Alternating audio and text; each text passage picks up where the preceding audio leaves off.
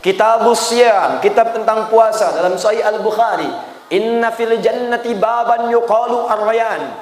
Ada di surga pintu surga. Di antaranya ada pintu namanya ar-rayyan. Ar-rayyan dikhususkan bagi orang-orang yang senang puasa. Ada pintu surga namanya babut tahajud, untuk orang yang senang tahajud. Ada pintu surga babus sedekah, untuk orang yang senang sedekah. Semuanya banyak, ada 8 pintu surga. Tapi saya ingin berikan pada Anda satu informasi.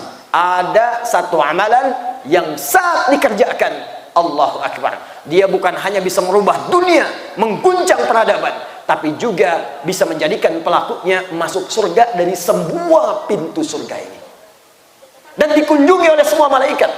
Bahkan kalimat Qur'annya, surah ke-13 ayat ke-24, wal malaikatu yadkhuluna alaihim min kulli bab. Jika Anda mampu mengerjakan amalan ini, maka malaikat akan mengunjungi Anda dari semua pintu-pintu surga yang ada.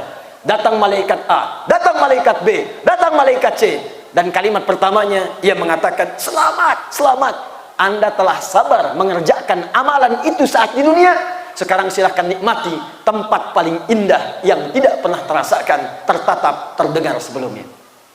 Apa amalan itu? Secara cepat, amalan itu dimulai dengan mendekat dan mencintai Al-Quran. Al-Quran. Al-Quran. Demi Allah saya katakan, silahkan perhatikan, saat Al-Quran diturunkan, masyarakat di sekitaran Nabi itu disebut dengan satu sifat yang sekarang masih dikenal, kumpulan dari semua sifat-sifat buruk, disebut dengan jahiliyah. Jahiliyah, jahlun, bodoh, jahalatun, berkumpul kebodohan, jahiliyatun, pakai sifat ya nisbah tambah sifat di ujungnya, sudah berkumpul banyak sifat bodohnya, banyak sifat buruknya, tidak kenal baik. Jadi kalau bapak ibu ingin mencari penipu, di situ paling komplit jahiliyah. Kalau ingin mencari perampok, jahiliyah paling profesional. Sekampung perampok semua buka pores. Sekampung. Ada kampung namanya Gifar, tokohnya Jundub bin Junada. Sekampung itu rampok semua isinya.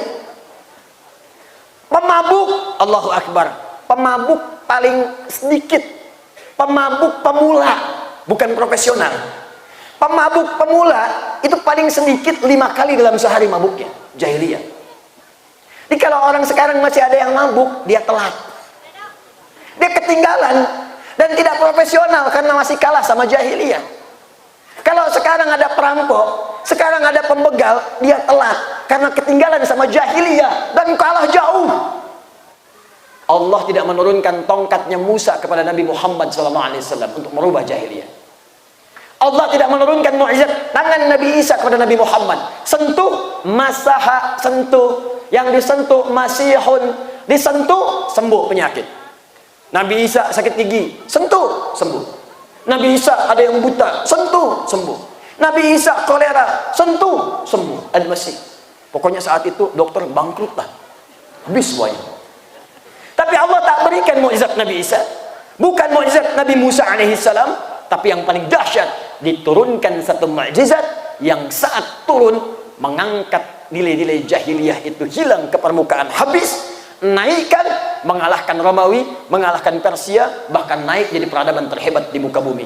Status jahiliyah ditanggalkan oleh Allah, diganti dengan khairu ummah. Khairu ummah. Buka Quran surah ketiga Ali Imran ayat 110. Paling kiri sebelah atas di mushaf.